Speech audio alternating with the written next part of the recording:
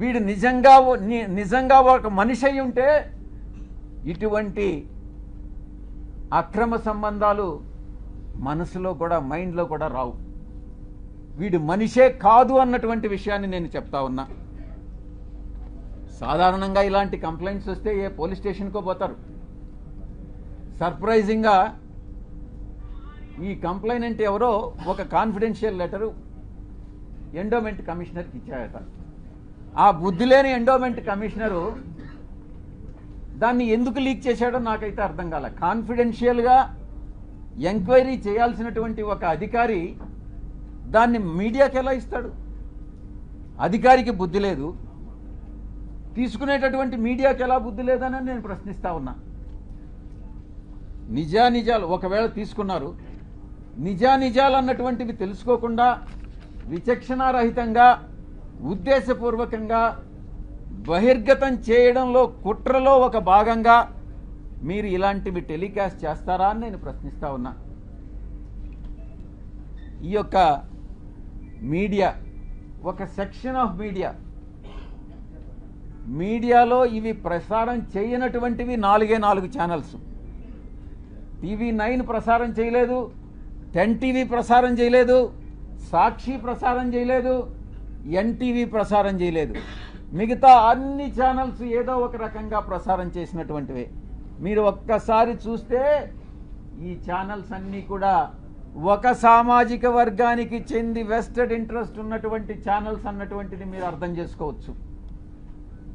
ఎవరు టెలికాస్ట్ చేశారన్నటువంటిది కూడా కానీ మీరు ఇంకా కొంచెం లోతుల్లో కానీ వెళితే ఆ యాంకర్స్ కూడా అదే సామాజిక వర్గానికి చెందినటువంటి వాళ్ళు అన్నటువంటిది చాలా స్పష్టంగా తెలుస్తూ ఉంది. ఇంకా ముందుకు రావాలి, ఇంకా ముందు విషయాలు ఉన్నాయి. ఒక వ్యక్తి చేసినటువంటి ఆరోపణలను దృష్టిలో పెంచుకొని ఒక మహిళ క్యారెక్టర్ మీద దెబ్బతీస్తారా? ఒక మహిళ క్యారెక్టర్ మీద దాడి చేస్తారా? ఆ స్థానంలో నేను ఒక్కటే అడుగుతున్నా, ఒరేయ్ వంశీ, నీకు అమ్మ లేదా? నీకు అక్క లేదా? నీకు అమ్మ చెల్లెలు అక్క చెల్లెలకి తేడా తెలియదా? మీ అమ్మ మీద, మీ అక్క మీద, మీ చెల్లెల మీద ఎవరైనా ఇటువంటి ఆరోపణలు చేస్తే నువ్వు నిజంగా మనిషి అయి పుట్టి నీకు చీము నెత్తురుగాని ఉంటే నువ్వు గమ్ముగా ఉంటావా అని నేను ప్రశ్నిస్తా ఉన్నా. వీడు డెఫినెట్గా సమాధానం చెప్పాలి ఈ విషయానికి. ఈ మారెళ్ల వంశీ అనేటటువంటి వాడు, ఆంధ్రజ్యోతి వెంకటకృష్ణ, TV5 సాంబడు, వాళ్ళ పుట్టుక మీదనే నాకు అనుమానం ఉంది.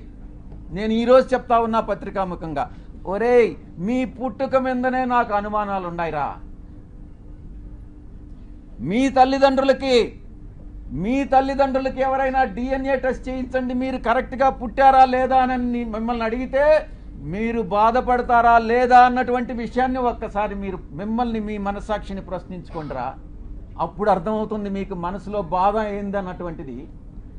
ఆరోపణలు చేయడం కాదు, బ్లాక్మెయిల్ చేయడం కాదు, డబ్బులు సంపాదించడం కాదు, మనిషి అయి పుట్టిన తర్వాత సమాజానికి సేవ చేయడం రా ముఖ్యం. మీలాగా డబ్బు సంపాదించుకొని మీ యొక్క స్వలాభం కోసం మీరు ఆనందాన్ని పొందడం కాదురా. ఇంకా నువ్వే చెప్పావు మా పార్టీ వాళ్ళు కూడా దీంట్లో ఉన్నారని. అంటే వైసీపీ పార్టీ నాయకులు విజయసాయిరెడ్డి మీద కుట్ర పందేరని విజయసాయిరెడ్డి చెప్తున్నాడు. అవునా కాదా? నేను చెప్పలా, విజయసాయిరెడ్డే చెప్పాడు. సరే, అది పక్కన పెడదాం. సాంబడు, TV5 సాంబడు ఏరే మీ ఇంట్లో పనుడా? చెప్పు తెగద్దు నా ఎలా. ఎవరు అనుకున్నావు సాంబశివరావు అంటే? ఎవరు సాంబశివరావు గారు? ఈరోజు ఆంధ్ర రాష్ట్రంలో తెలంగాణలో ఎవరినైనా సాంబశివరావు పేరు చెప్తే గుర్తుపడతారు. నిన్ను గుర్తుపడతారు రే పుట్టిన ఎలా. వీకే వెంకటకృష్ణ గారు, వాడు వీకే DNA టెస్ట్ చేసుకోవాలి అంటే వీకే వెంకటకృష్ణ గారు DNA టెస్ట్ చేసుకోవాలా? దేనికి? నువ్వు చేసిన పాపానికి వెంకటకృష్ణ ఏంద్రా DNA టెస్ట్ చేసేది? లఫుట్నా ఎలా బుద్ధి ఉందిరే నీకా? DNA టెస్ట్ నువ్వు చేసుకుంటావా వెంకటకృష్ణ చేసుకుంటాడా? అనొచ్చురా పాట.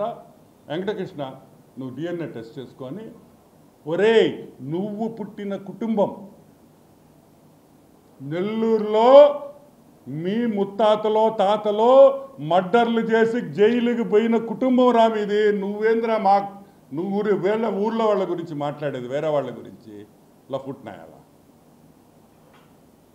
ఆమాయన. మీరు మాత్రం ఏమైనా జరిగినా మీరు ఏమైనా తిట్టచ్చు, మమ్మల్ని బ్రాహ్మణి గారిని తిట్టచ్చు, పురంధరేశ్వరి గారిని తిట్టచ్చు, నందమూరి ఫ్యామిలీలో ఎవరో చచ్చిపోతే నాకు పేరు గుర్తు రావట్లే, సర్వే నంబర్లు దొంగ సర్వే నంబర్లు వేసి తగువైందని మీరు గందరగోళం చేశారు. పింక్ డైమండ్ ఈడు పుట్టోడు, ఈ పుట్టినాయలు ఏం చెప్పాడు తెలుసు? పింక్ డైమండా చంద్రబాబు నాయుడు బెడ్రూమ్లో ఉంది, ఈడు పోయి చూసాడు, ఈడు బాత్రూములు గడిగి ఎదవా. ఏరా చంద్రబాబు నాయుడు ఇంట్లో బాత్రూములు గడుగుతుంటే నీకు పింక్ డైమండ్ కనిపించిందంటారా? లఫోట్ అంటే నువ్వు మాత్రం ఏమైనా మాట్లాడచ్చు. ఈయనంట ట్విట్టర్లో రామోజీరావు గారిని, the late Ramoji Rao, the great man, ఈయన టార్చర్ చేశాడంట. ఒరే లఫుట్ గారిని ట్విట్టర్ ఎవడు చూస్తాడు రే?